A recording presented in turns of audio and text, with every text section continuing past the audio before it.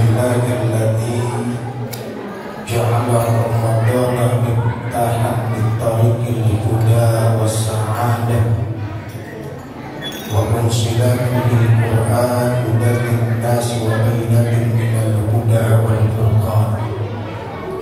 Asyhadu an la ilaha illallah wahdahu la syarika lah wa asyhadu anna Muhammadan abduhu wa rasuluhu la nabiyya ba'dah. Allahumma shalli wa sallim wa barik ala sayyidina Muhammadin sayyidil mursalin wa imaamil muttaqin wa ala alihi wa sahbihi mujahidin at-tahirin at-tayyibin amma ba'du.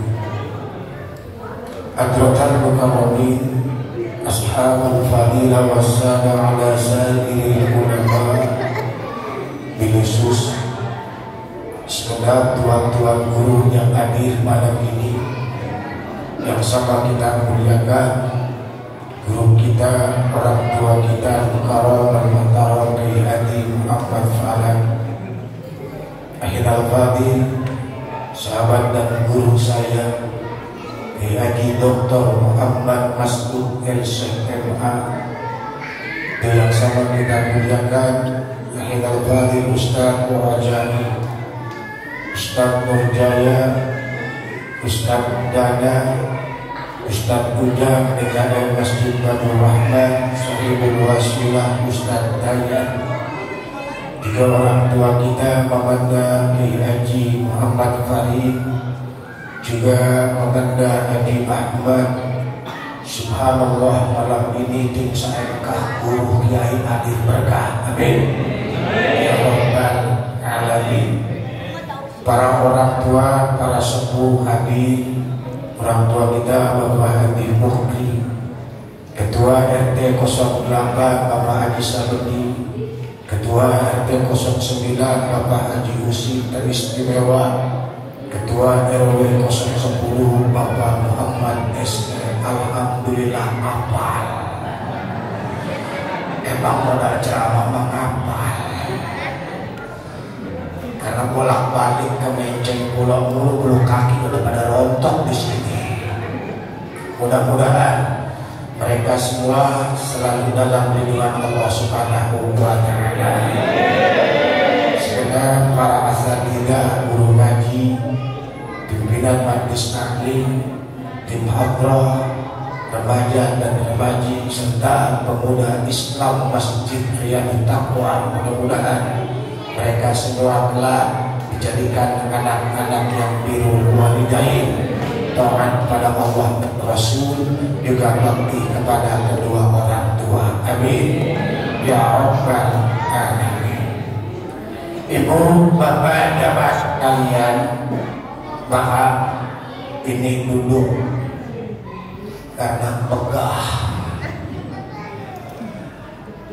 Alhamdulillah malam ini kita dikumpulkan di satu tempat yang sangat mulia. Karena kata Rasul, ahabbul bilad ilallah masajiduha wa afdalul bilad ilallah aswaquha. Tempat di Cengkareng Barat yang Allah demen itu masjid-masjidnya, Pak. Bu, tempat yang Allah kagak demen pasar-pasarnya. Ini jujur, bahasanya nih. Ini jujur, ibu sedang kumpul di swalayan Sedayu apa di Masjid Riyadut Taqwa?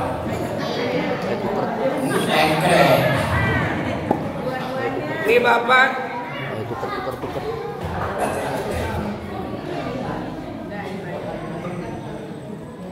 Ini bapak ya. Ini bapak senangan kumpul di Ramayana Cengkareng di masjid. Ini manusia pilihan nih Pak. Orang-orang yang mendapatkan hidayah Allah Subhanahu wa Ta'ala. Ukuran capek habis puasa lanjutkan tarawih. Betul. Tapi idza halatil hidayatu qalban nasifat lil ibadatil a'dham.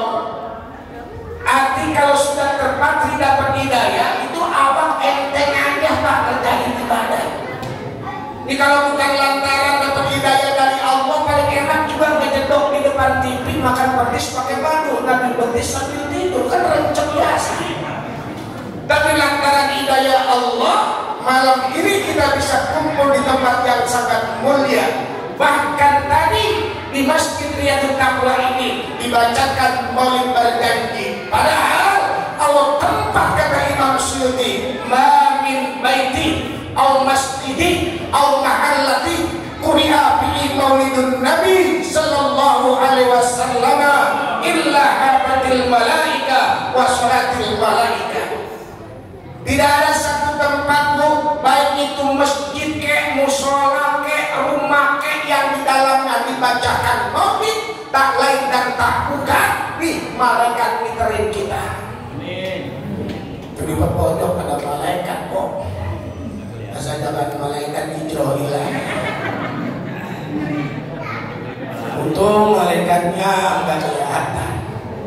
Malaikatnya kelihatan, namun belum macam betul. Bisa juga nggak bakal dicaplok. Karena malaikat yang ada di sini memohonkan ampun buat kita semua. Alhamdulillah. Nah Bapak Ibu jamaah sekalian, tidak terasa kita puasa sudah 16 hari, tarawih udah malam yang ke-17. Pastinya kita berharap puasa dan sholat yang kita lakukan diterima oleh Allah Subhanahu wa Ta'ala. Wajar kalau sebagai orang beriman ada rasa khawatir sholat kita diterima kagak ini, puasa kita diterima kagak ini. Tapi sebagai orang beriman, selain ada rasa khauf dan khawatir, juga harus ada rasa roja, berharap puasa dan ibadah kita yang lainnya diterima oleh Allah Subhanahu wa Ta'ala.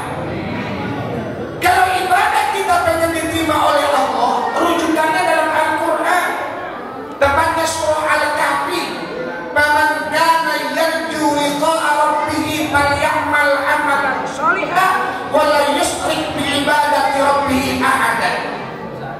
Barang siapa yang ingin berjumpa dengan Tuhannya, Al-Hafidz Imam Ibnu Katsir menafsirkan ayat "Faman kana yarju liqa'a rabbih" ay "Faman kana yarju sawaba rabbih" ay "Faman kana yarju ajrah".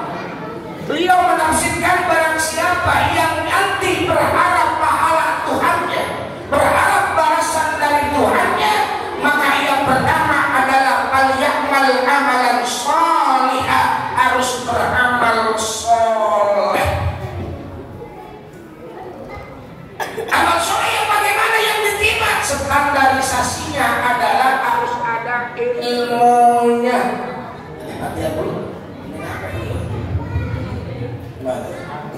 Agak kemarin ya, berdiri aja dah daripada merempeng. Standarisasinya ilmu. Puasa kita harus tahu ilmunya. Kapan kita harus berpuasa, kapan kita harus berbuka puasa, mana yang membatalkan puasa, mana yang membatalkan nilai-nilai pahala puasa, siapa yang wajib berpuasa dan siapa boleh berbuka puasa. Makanya kalau di Menceng Pulau ada orang kagak puasa Pak, jangan sudon dulu. Oh, ada orang gak puasa mungkin masih bocah. Bocah apanya Ustaz? Orang kumisnya sampai pakai kecamatan. Oh, mungkin lagi sakit. Sakit apa? Makan aja nambah sampai 2 piring.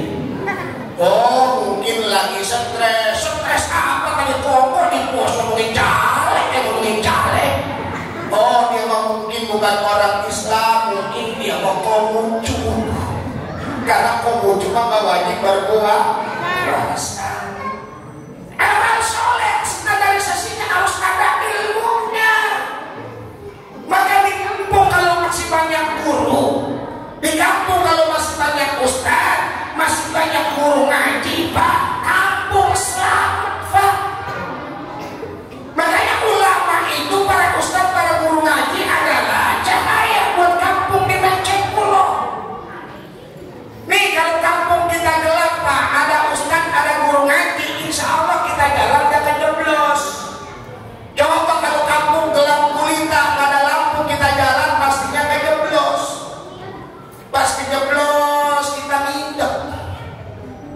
apaan ini lembek-lembek ilok petalang. Jangan-jangan berbebek ini mah bika ampun kali. Kan perasaan kita kagak enak, penasaran kita pegang. Kok anget ya? Memang jangan-jangan ini mah penasaran kita. Tai bukan. Akhirnya kita cium dah, bukan tai. Akhirnya kita lepetin ke tembok orang RT lewat pebokongan antel kan susah kagarungnya. Akhirnya ketosepnya ke tembok orang tukang kalau ada ustad, kagak ada guru ngaji. Pak kita jalan kejeblos, udah kejeblos injek tak, megang tak, minum tak, neper tak, belepotan tak. Rusak kagak kampung kalau ada guru ngajinya. Makanya kita doakan guru-guru kita yang ada di Menceng Pulau, Allah berikan kekuatan dan keistiqomahan. Amin. Sebab kalau jadi ustaz, jadi guru ngaji di kampung kurang-kurang sabar meloksu. Kalau ikan jarang mah gampang kesurupan. Jadi ustaz jangankan benernya, salahnya jangankan salahnya, benernya dipehidup. Ustaz doyan tahlil, ada aja yang ngomongin. Wajar aja dengan tahlilan mulu ustaz, terpulang itu berkata sebuah mami begitu. Ustaz ngojek dikatain, ustaz si ngojek ngapain aja itu dia mondok. Tuh, maka sulit jadi ustaz mah. Mudah-mudahan guru-guru kita Allah berikan keberkahan dalam ilmunya. Amin. Ya Rabbal Alamin. Ilmu penting agar kita tahu puasa kita batal kan? Karena puasa anak zaman sekarang ini semau-maunya apa? Beduk subuh, bukannya tadarus Al-Quran, malah olahraga. Saya mau bingung, subuh olahraga bukannya masih 12 jam lagi. Di bulan Sya'ban, di bulan Rajab dia agak olahraga. Olahraganya mah bagus. Nenek-nenek pada ikutan pakai celana leci. Anak muda larinya pakai celana pensil, apanya kelihatan, dia main pegang-pegangan. Nih puasanya akhirnya cuma dapat jual akos. Makanya harus ada ilmunya. Lu puasa pak nelen ludah batal kagak bu? Nelen ludah batal kagak? Batal. Emang bapak seribu seharian kagak pernah nelen ludah? Bu, nelen ludah itu enggak batal, cuma ada 3 syaratnya. Satu, kalau ludah sendiri. Kalau ludah sendiri enggak batal. Bapak lewat ludah penting amat ini ludah. Dicomot, telan, batal. Kalau contoh kayak begitu mah terlalu tano, jorok. Ada orang dah pengantin baru akad nikahnya pas mulai pak puasa kan Selasa, Senin dia nikah, malamnya taraweh. Oh pagi dia berangkat kerja masih penasaran naik dongcitnya belum tuntas. Akhirnya dia berangkat kerja ciuman sama istrinya, ciumannya mah batal. Tapi yang bikin batal kalau ludah istrinya ketelan sama dia, ludah dia berpindah kepada istrinya, itu yang batal. Itu mah. Itu mah bibir. Alhamdulillah nih ceramah udah 10 menit langsung paham cepat udah ada. Pak. Itu mah cuma bibir. Yang kedua, ludah tidak batal. Itu kalau masih berada di rongga mulut kita. Kalau habis sahur pas sholat subuh dikumpulin di gelas, ditaruh di freezer, pulang kerja jam 1 siang kepanasan, masih ada ludah buah di freezer, diminum, batal. Tuh. Yang ketiga, ludah itu bisa membatalkan, dan ludah itu tidak membatalkan puasa kalau diterima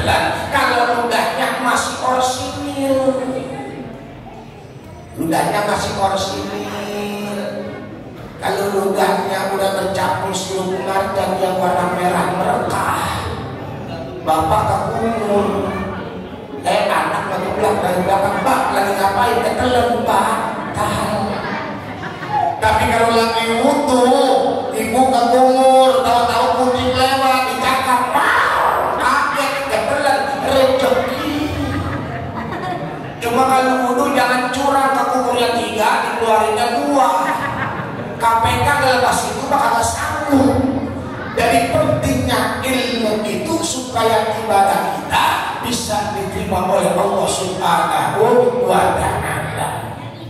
Yang kedua, syaratnya ibadah pengen diterima adalah wala yusyrik bi ibadati rabbih ahada. Jangan menyekutukan Allah dalam ibadah kita kepada Allah Subhanahu wa ta'ala. Artinya apa? Ibadah itu kudu ikhlas lillah, semata-mata karena Allah Subhanahu wa ta'ala. Bicara ikhlas, ucapannya gampang tapi sulit buat diraih, Pak. Kita kalau diriin orang ikhlas itu rada sulit, tapi diriin orang kagak ikhlas itu gampang. Orang kagak ikhlas mah asal kebaikan diomongin sahabat balik juga udah ketahuan kagak ikhlas. Emang itu boleh siapa? Kalau bukan gua macam digerangin. Ketahuan kagak ikhlas ngomongin sahabat balik kebalikannya. Yang sulit mah nih diriin orang yang rumahnya ikhlas sebenarnya dia kagak ikhlas. Misal masjid mau hari raya Idul Fitri dicat, ada orang ngecat, Kiai Maskud tanya, Bang ini mencat-cat ada, saya bingung Bang, saya harus lupain berapa ini? Udah nih tenang aja, nggak usah dibayar, saya juga pengen kayak orang-orang. Bener nih, iya saya ikhlas, saya nggak bayar, kagak tenang nih, saya juga pengen kayak orang-orang, saya cuma bisa ngecat, nggak usah dibayar. Kelihatannya ikhlas, tapi mesen sama Kiai Maskud, tapi belum.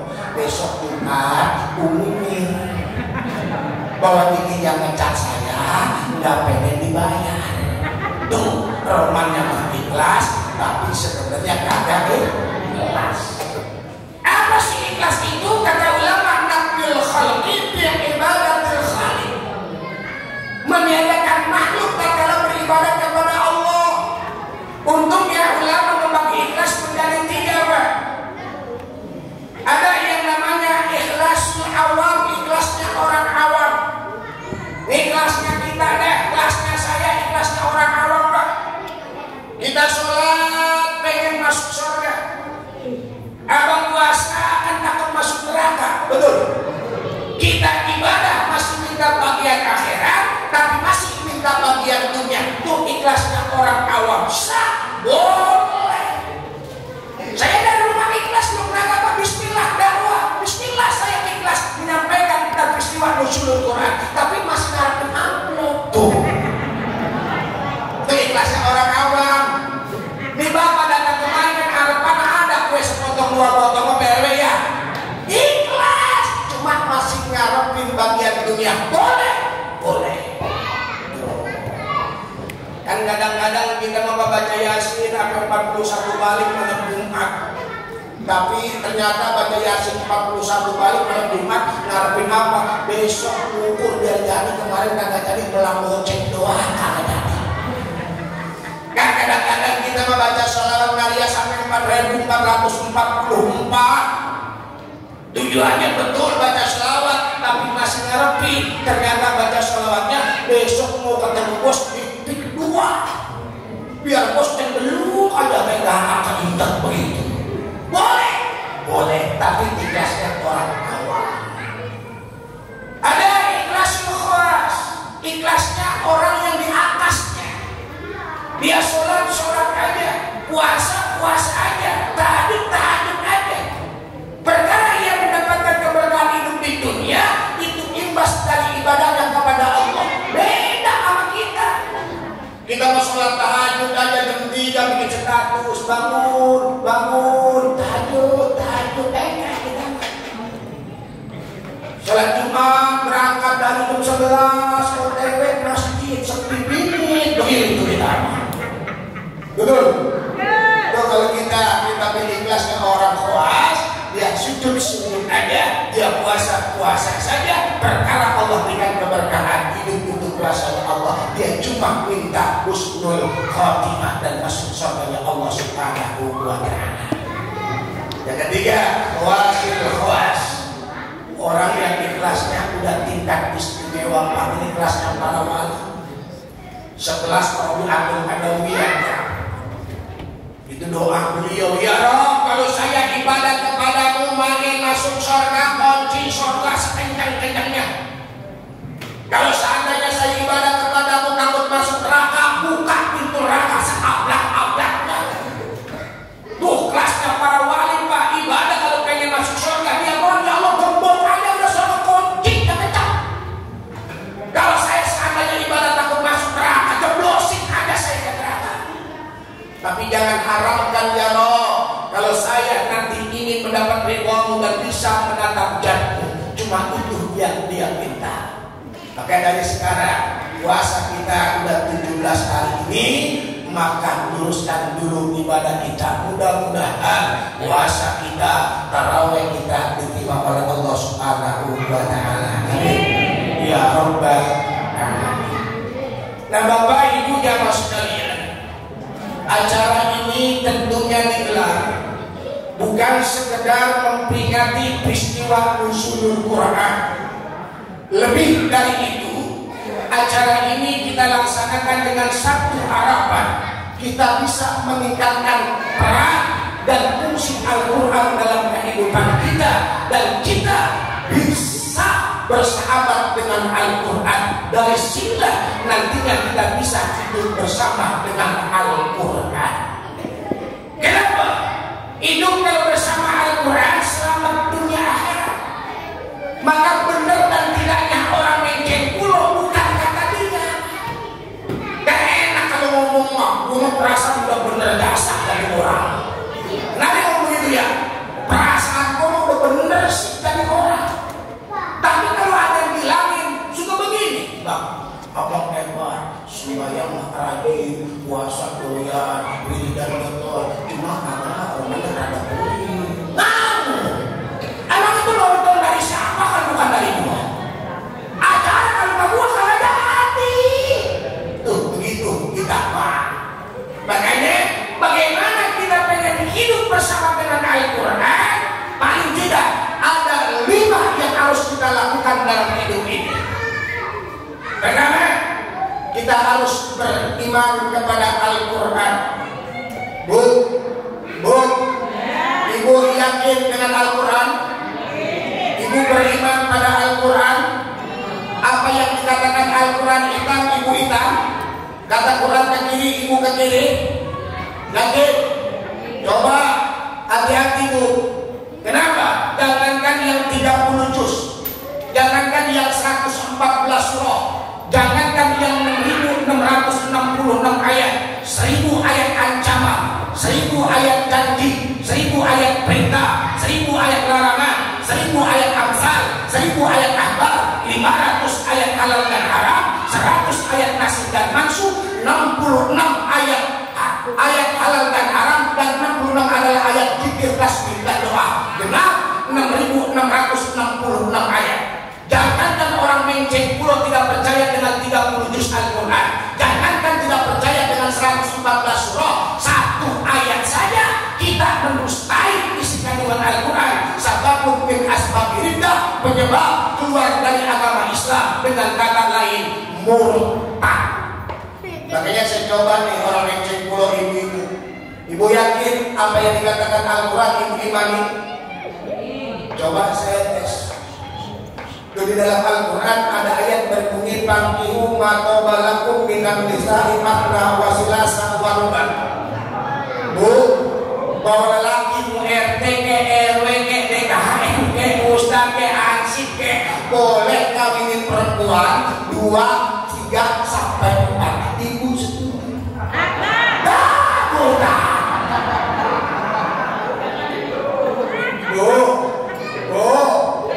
Kan tadi saya bilang, jangankan 30 juz, jangankan 114 surah, 1 ayat aja ibu mengingkari isi kandungan Al-Quran, maka sababun min asbabi riddah, penyebab keluar dari agama Islam.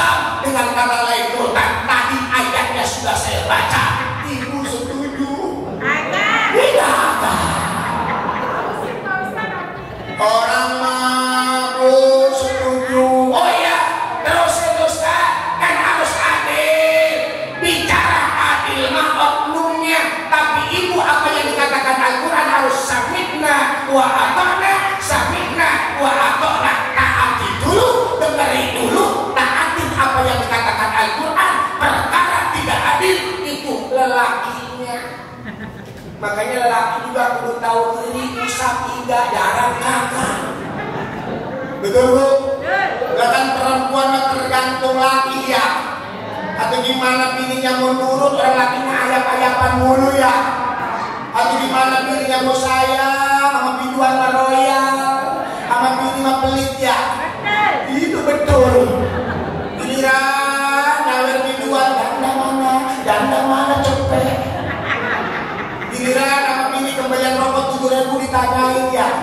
Ada yang begitu ada? Ada. Yang mana lakinya, yang mana? Yang mana? Cuma ibu jangan selalu nyalain laki. Kenapa laki ibu naruh duitnya di balik songkok? Kenapa suami ibu suka naruh duitnya di jok motor? Kenapa laki ibu suka naruh duitnya di kos kaki?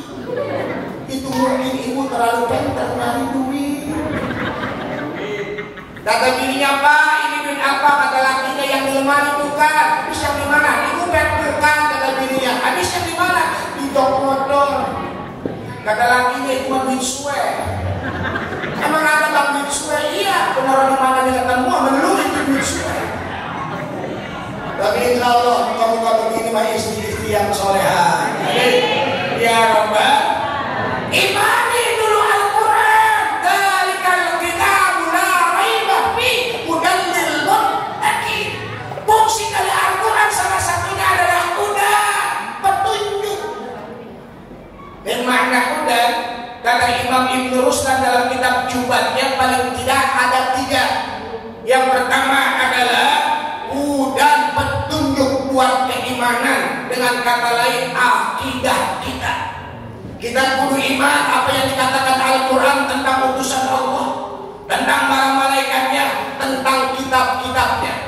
Yang kedua kata Ibn Ruslan adalah hudan ahkamus syar'iyyah, yaitu petunjuk buat hukum-hukum syariat. Kita kenal dengan yang namanya ilmu fikih. Fikih paling tidak dibagi 4. Ada fiqhul ibadah, bagaimana cara wudu, bagaimana cara sholat, bagaimana cara puasa, haji, zakat dan lainnya. Ada lagi yang namanya fikih, adalah ahkamus syariah, fikih muamalah, dan ada juga fikih muaqabah, pidana perdata. Yang ketiga kata Ibnu Ruslan adalah hudan akhlakul karimah. Al-Quran itu sebagai petunjuk bagaimana kita harus berakhlak yang mulia. Jadi pertama kudu iman sama Al-Quran. Mudah-mudahan kita selamat dunia akhirat. Ya Rabbal Alamin. Yang kedua, kalau pengen hidup bersama Al-Quran, sering-sering baca Al-Quran. Ini puasa udah hampir yang ke-17. Ada kakak jamaah yang sudah hatam Al-Quran 30 juz? Ada? Belum? Ngapain ayam? Ayam. Ibu jujur, mata ibu banyakan di depan TV apa depan Quran? Depan TV. Depan TV. Bapak banyakan mana? Di depan HP apa depan Al-Quran? Kalau baca Al-Quran 5 menit mata gerorongan. Belek pada keluar ini alim apa ya? Tapi giliran lihat HP kuat sampai 3, 4, dan 5 jam. Maka perbanyak baca Al-Quran. Maka alhamdulillah ini masjid termasuk masjid yang makmur. Kegiatan maulid diadain, Isra wal Mi'raj diadain. Bahkan ayatnya juga tertulis tuh innama ya'muru masajidallah man amana billahi wal yawmil akhir wa aqamas shalah wa atas zakat. Orang yang membangunkan masjid itu orang-orang yang beriman pada Allah. Pak, Yahudi Nasrani gak takut sama masjid tingkat. Yahudi Nasrani gak takut sama masjid kubah emas.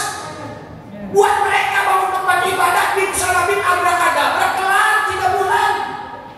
Beda sama kampung kita. Di saya tempat timbang bikin tempat wudhu aja kadang-kadang bawa drum di tengah jalan. Teriak dah, lambat-lambat saja Pak. Begitu.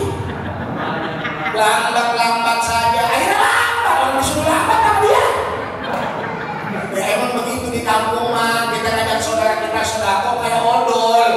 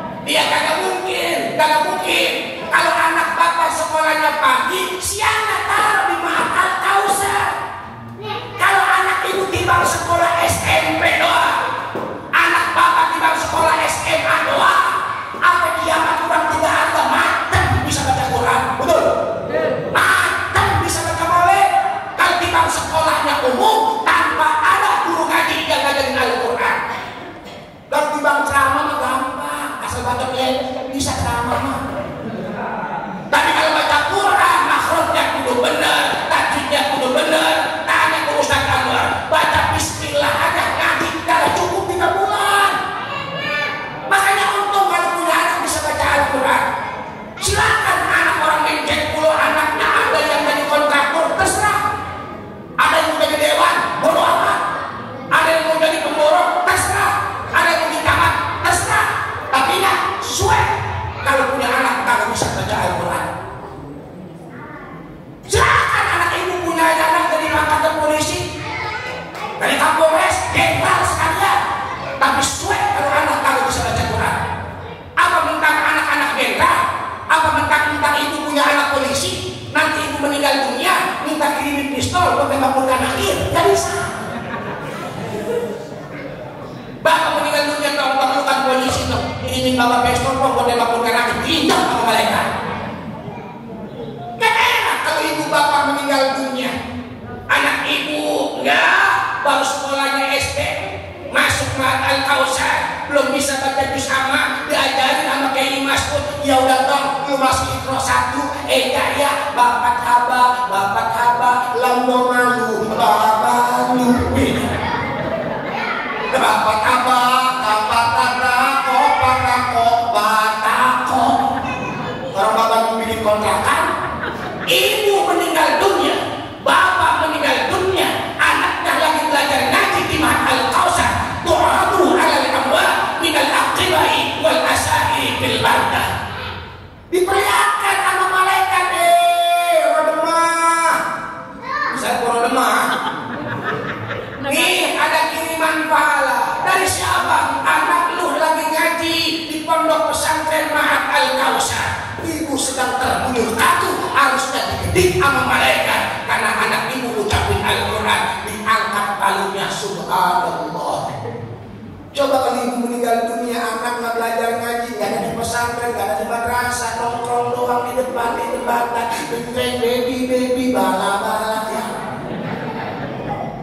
Baby, bala. Nenek lewat kok, taruh di untung sedikit dong. Siapa yang rugi? Siapa? Kita sebagai orang tua. Maka biasakan baca Al-Quran, Pak. Di bulan Ramadan baca Quran enak dah. Habis sahur enak tuh, Pak. Bisa buat 1, 2, 3 lembar makan 1 juz. Coba di bulan biasa susah baca Quran. Di bulan Ramadan mah insya Allah yang nggak pernah ke masjid, lewat masjid insya Allah. Lewat mana? Di bulan Ramadan mah yang nggak bisa baca Quran, yang nggak pernah baca Quran, di bulan Ramadan dekat sama Al-Quran. Betul? Enak. Di bulan biasa mah abang jarang serebet. Sekarang mah bulan puasa serebet dari pagi ke imsak udah dibuka-buka. Berkah Ramadan mah. Makanya Nabi Musa alaihissalam, Pak, dalam sujudnya berharap dari umatnya Nabi Muhammad. Kenapa? Karena Allah pernah berfirman kepada Nabi Musa, Musa, inni a'taitu ummata Muhammadin nuraini kaila yaduhum dzulmatani. Musa, aku berikan kepada umatnya Muhammad 2 cahaya agar mereka tidak tertimpa dengan 2 kegelapan. Kata Musa, ya Allah, wa ma nurani. 2 cahaya itu cahaya apa? Kata Allah adalah nur Ramadan wa nurul Quran, cahaya Ramadan dan cahaya Al-Quran. Ramadan tidak diberikan kepada umat-umat yang lainnya, Pak. Abang tadi sholat sunnah, ibu sholat sunnah, itu sunnah, tapi pahalanya bagaikan yang wajib dilipat gandakan oleh Allah. Kenapa? Ini adalah syaraful jamaah, kemuliaan tempat atau kemuliaan waktu. Kalau Mekah itu Madinah syaraful makan. Bapak sholat Johor di sono 1 kali di Masjid Nabawi, hitungannya 1000 kali sholat di Masjid Riyadhut Taqwa. Abang sholat maghrib di Masjidil Haram 1 kali sebanding sholat 100.000 di Masjid Riyadhut Taqwa. Itu namanya syaraful makan. Tapi kalau Ramadan itu syaraful zaman, sunnah kita jatuh wajib, yang wajib dilipat gandakan oleh Allah Subhanahu wa Ta'ala. Maka istimewa bulan Ramadan dengan puasanya. Kenapa? Wa anna raihat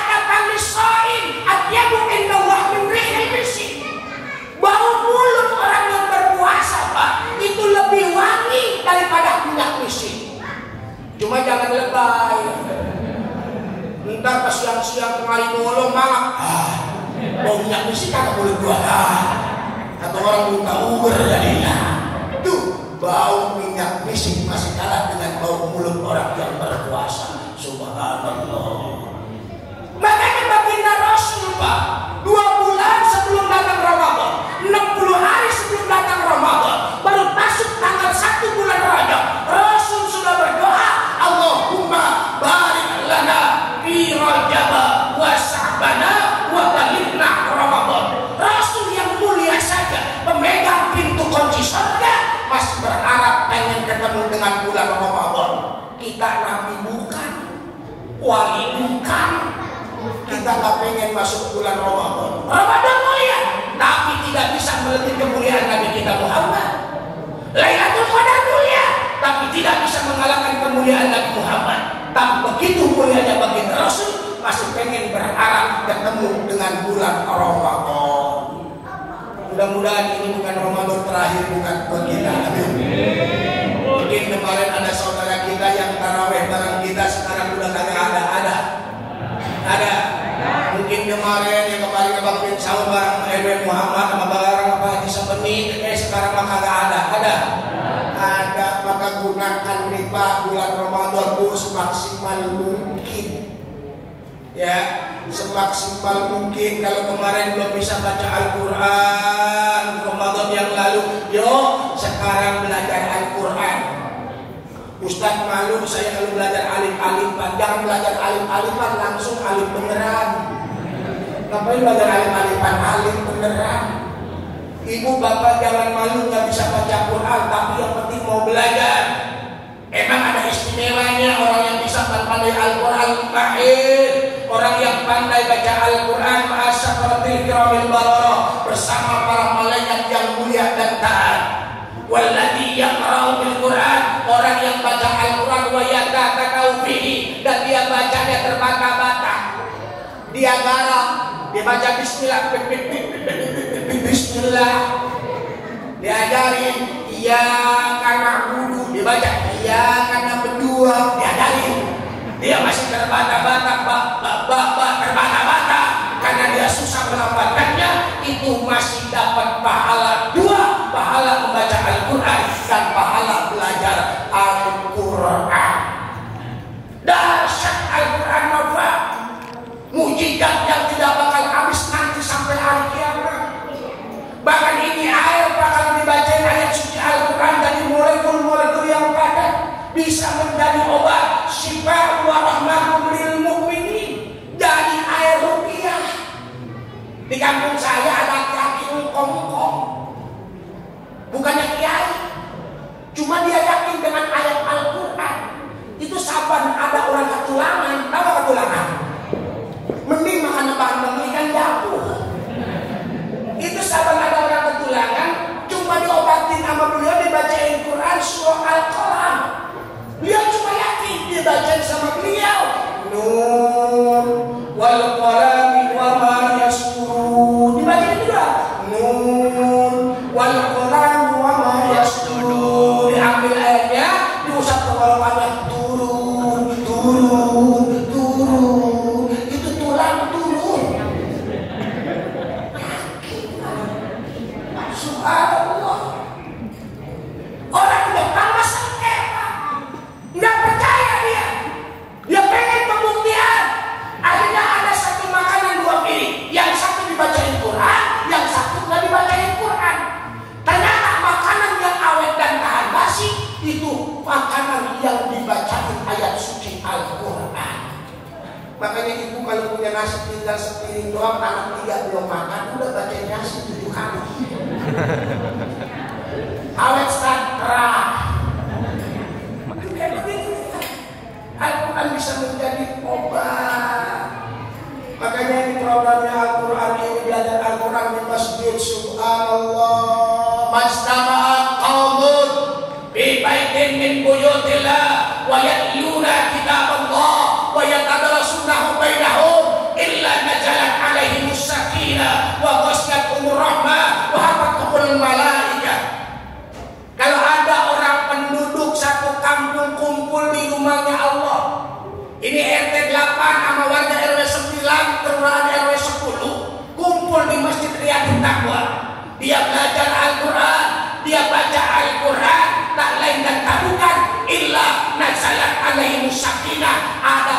ketenangan jiwa kita. Romana tenang, padahal belum ada punya baju ini. Belum ada fitrah, tenang aja Romana.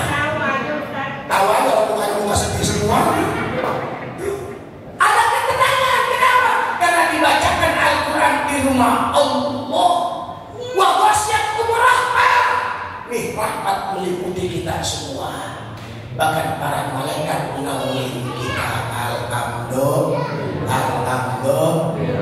Udah Pak, biar kata Bapak nggak bisa baca Quran, ambil kartu pegang aja Al-Quran, kebek aja. Kalau yang ngapain deh? Quran gua baca Quran. Bisanya cuma alif lam mim doang, kesononya nggak bisa baca juga. Alif lam mim, Bismillahirrahmanirrahim. Alif lam mim, Bismillahirrahmanirrahim. Alif lam mim. Katanya dilantamin dia. Kenapa? Man qara'a arfan kitabillah. Barang siapa yang membaca satu huruf dalam Al-Quran itu Pak, itu dicatat 10 kebaikan satu hurufnya. La aqulu alif lam mim harfun. Kata Rasul, aku tidak mengatakan alif lam mim itu di satu huruf, tapi alifnya satu huruf, lamnya satu huruf, mimnya satu huruf. Subhanallah. Maka kalau kakak mau baca Al-Quran, ibu lakinya ngomel dulu, jangan ditimbali. Laki melotot, jangan ditimbali. Bacain aja. Mas marah juga, bacain lagi Al-Falah. Mas marah juga, bacain ayat kursi. Kalau mas ayat kursi marah juga, berarti lakinya dianggap setan. Kalau pulang kagak takut. Makanya bangunin laki juga pakai Al-Quran. Ibu pernah nggak bangunin laki tidur pakai Quran? Belum. Besok coba bangunin laki pakai Al-Quran. Ibu punya Yasin kecil kan di rumah? Punya. Kalau laki tidur nggak mau bangun, Pak, orang-orang udah pada kenal bang. Ini mah kita ngomong dulu. Mas nggak bangun juga, ambil lugu, ambil Yasin kecil, bacain Yasin di kupingnya. Yasin. Ada lakinya lu baca Quran pengen jadi janda kali rumah. Yang kedua, kalau kita pengen hidup bersama Al-Quran, perbanyak baca Al-Quran. Maka adik-adik, para santri, maaf kata Ustaz, ibu bangga kalau punya anak bisa baca Quran, bisa nolongin ibu, bisa nolongin kita semua. Kita meninggal dunia, dia jarak kubur, dia baca Yasin.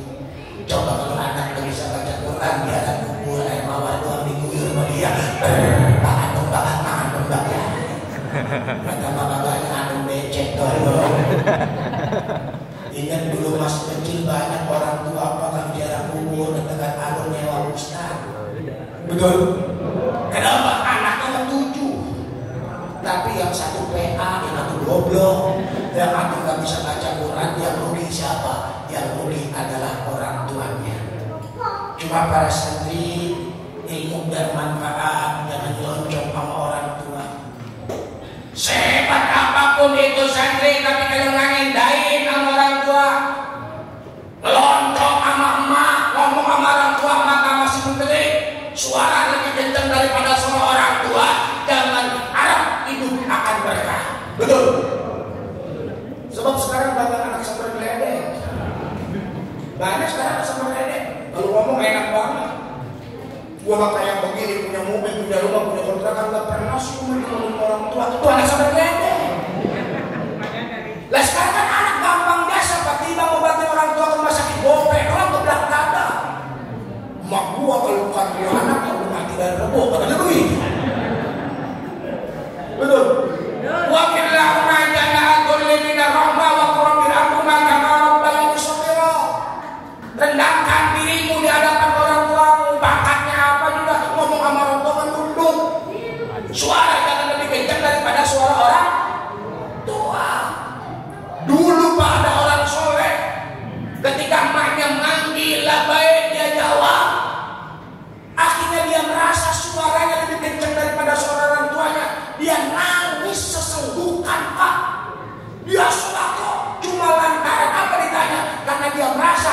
emak saya manggil, suara saya lebih kencang daripada suara emak saya.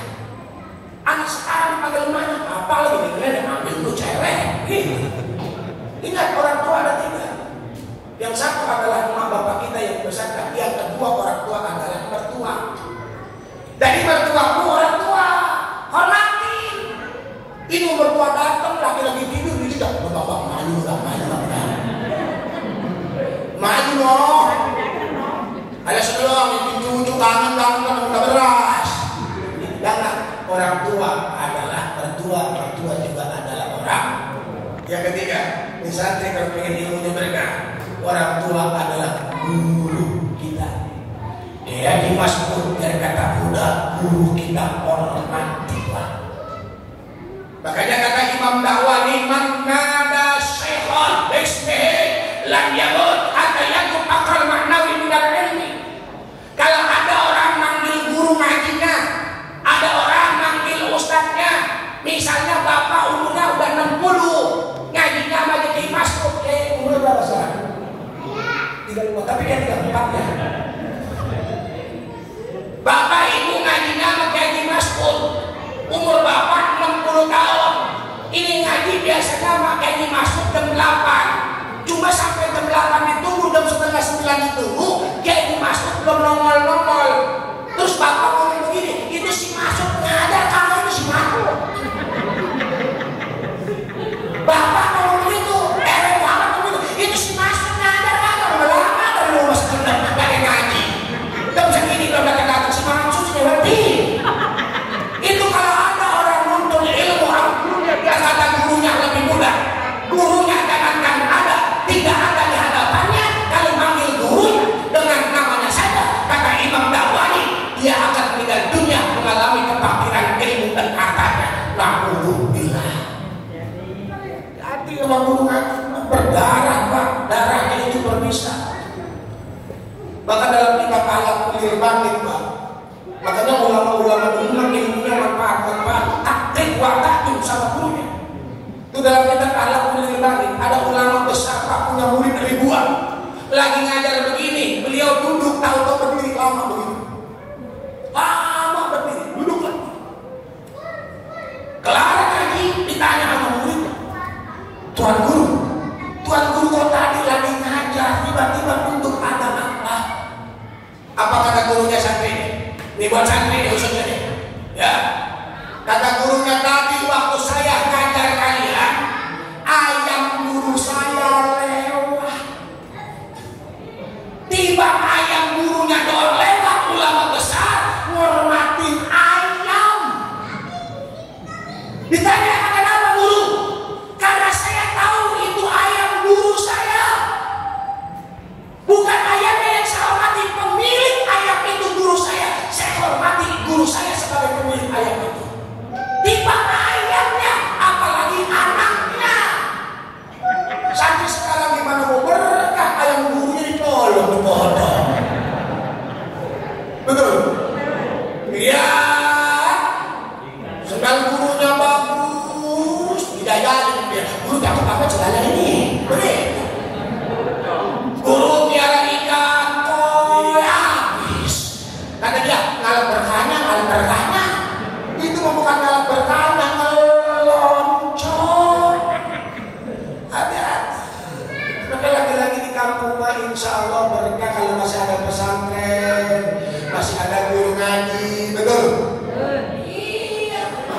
Makanya berteman sama orang yang bisa mendekatkan diri kita kepada Allah. Bebas akan berteman sama dewan juga terserah. Bebas akan berteman sama kontraktor juga terserah. Tapi berteman sama orang yang bisa mendekatkan diri kita kepada Allah. Biar kata kita ulangkah, biar kata kita berjidol, biar kata kita bangkawara. Dasar bertemannya sama Ustaz Dayat, Ustaz Bujan, jadi Mas'ud, Ustaz Gana. Insya Allah lama-lama ketepaan. Betul? Buka ilalahnya, dia cadukan ilalahnya, wa itu kami kablu minal asfar. Kalau kita berteman sama orang yang semenggah, lama-lama jadi semenggah. Meskipun dulunya kita kagak semenggah. Begitu. Kita ulangkah dasar berteman sama guru ngaji yang enak. Allah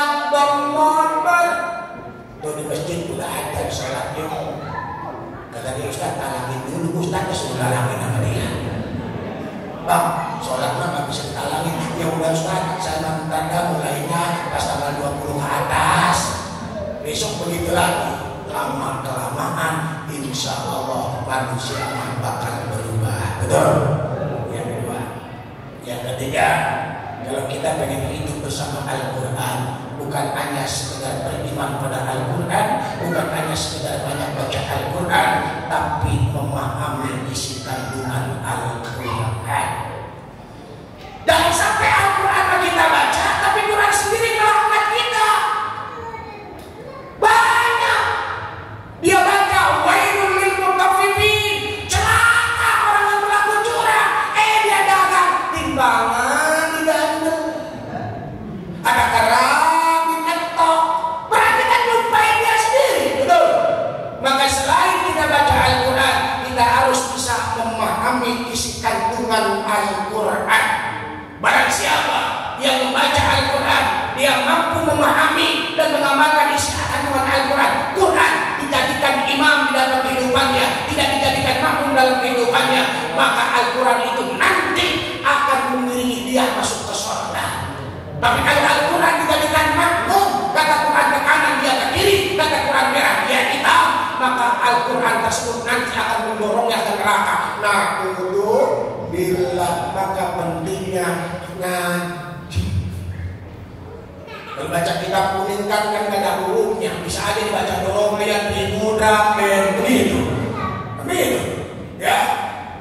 Dulu Pak, ada orang masuk ke masjid bawa pisau sama kecurut, tikus. Karena dia nggak memahami ilmunya, dia sholat masuk ke masjid dia takwa, bawa pisau sama bangkai tikus. Oh itu kata dia gitu. Ini apa-apaan sholat ke masjid si bawa pisau, sholat ke masjid si bawa bangkai tikus. Apa dia jawab? Ini sunnah Rasul. Dia bilang sunnah Rasul. Kagak boleh sholat bawa pisau. Masa sholat bawa bangkai tikus? Ente mah nggak tahu. Ini sunnah Rasul. Saya udah baca hadisnya. Jadi dia tidak punya guru main baca-baca aja. Akhirnya ngadu ke DKM. Kiai, ada anak muda masuk ke masjid bawa pisau sama bangkai tikus. Yang benar? Iya. Diambilin.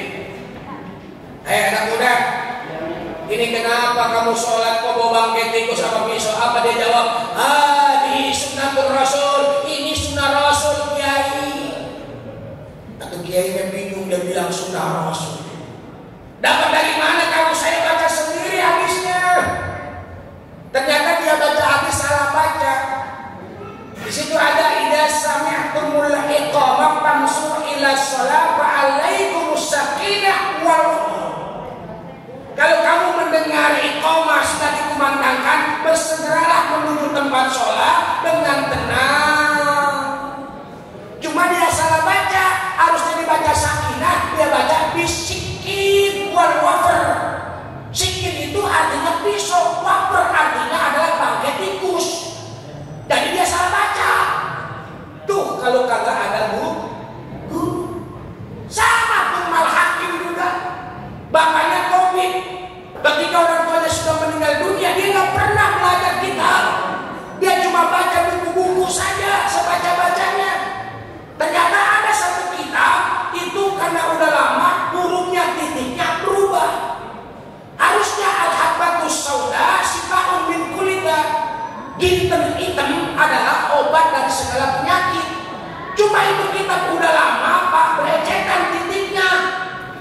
Jadi berubah, titiknya 2. Dia baca al-ayatus sauda sifaun min kulida. Artinya ular hitam sumber segala penyakit, bisa jadi obat itu segala penyakit. Dia cari ular hitam, ketemu ular dungu. Akhirnya Tumal Hakim mati. Kenapa? Karena kagak ada ilmunya. Maka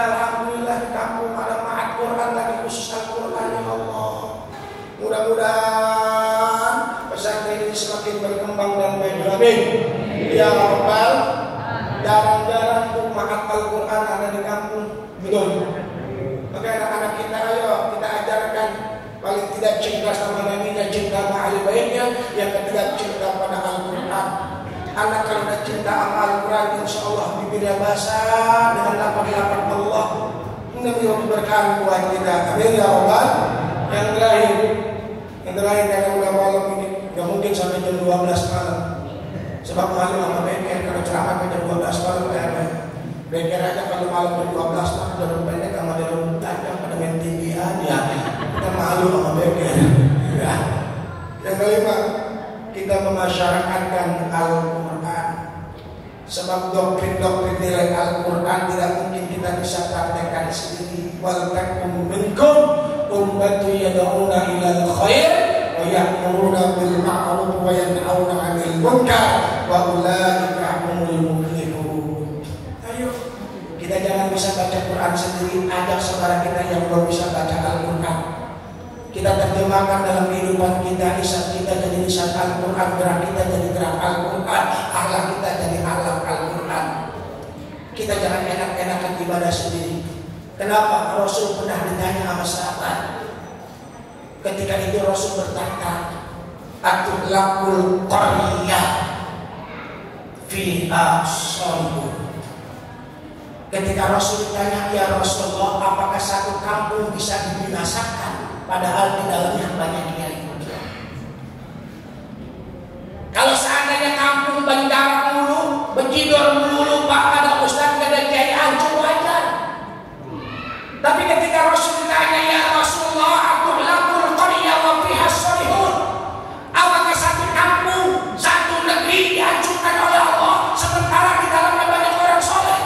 Kata Rasul, "Na'am, tulakul qaryah wa fiha sholihun." Iya, itu kampung bisa dihancurkan oleh Allah meskipun di dalamnya banyak kiai, banyak santri, banyak ustaz. Merinding sahabat. Kata sahabat dalam hatinya, kalau kampung bejidor mulu, tukang main koplo mulu, adu ayam mulu, rungsek kena bencana wajah. Ini kok kampung banyak kiainya, banyak ustaznya, banyak santrinya, kok bisa dihancurkan?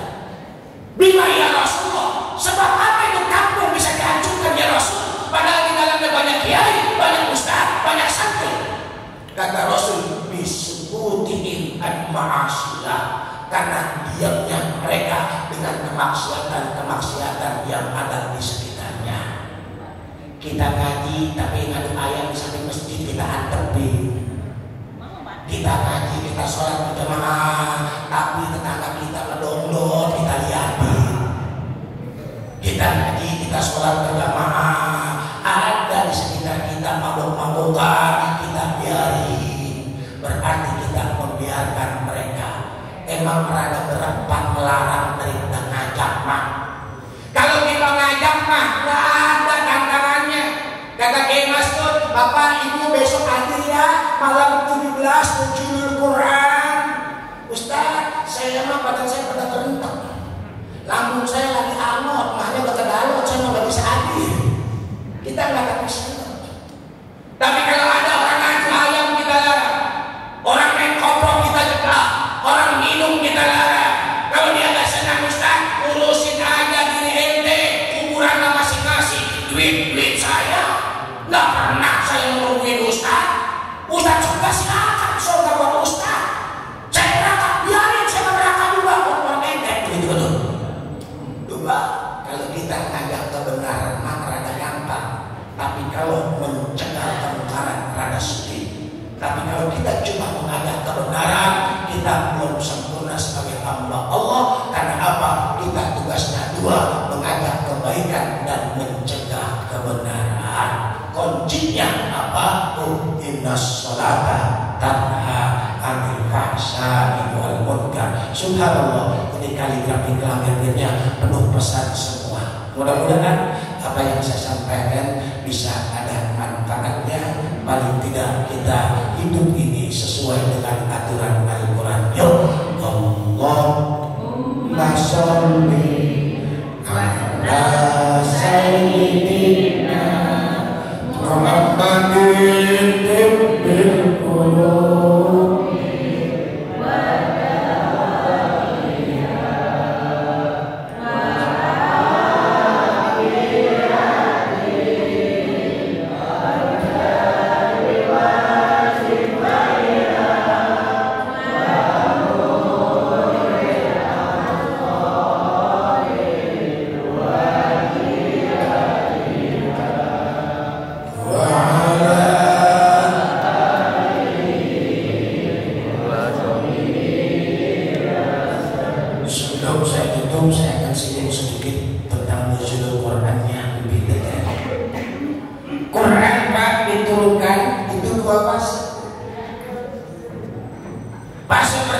minal lauhil mahfuz ila baitil ijab.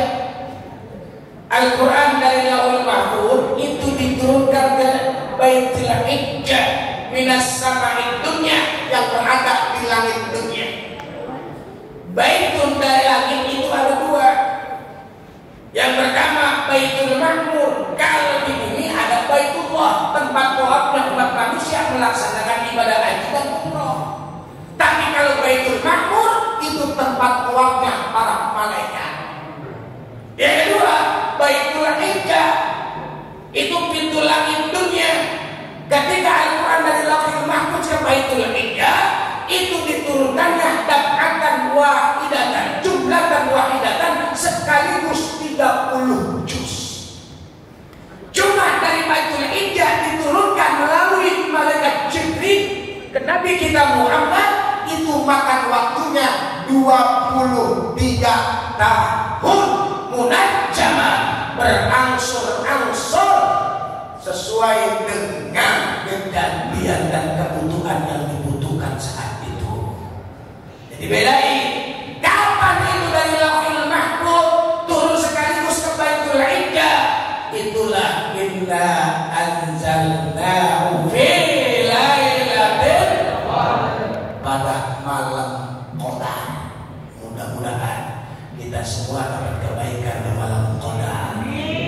Dari Lailatul Ijab kepada Nabi Muhammad pertama kali itu diturunkannya di bulan Ramadan. Ada yang berpendapat tanggal 17, ada yang berpendapat tanggal 23, ada yang berpendapat tanggal 27. Intinya Al-Quran pertama kali diturunkan ke Nabi Muhammad di bulan Ramadan. Tadi ayatnya sudah dibaca Ustaz Anwar, Syahrul Ramadan alladzi unzila fihil Qur'an. Al-Fatihah. Bismillahirrahmanirrahim. Alhamdulillahirabbil alamin arrahmanirrahim. Iyyaka na'budu wa iyyaka nasta'in. Shiratal mustaqim. Shiratal ladzina an'amta 'alaihim. Lebih kurangnya mohon maaf. Assalamualaikum warahmatullahi wabarakatuh.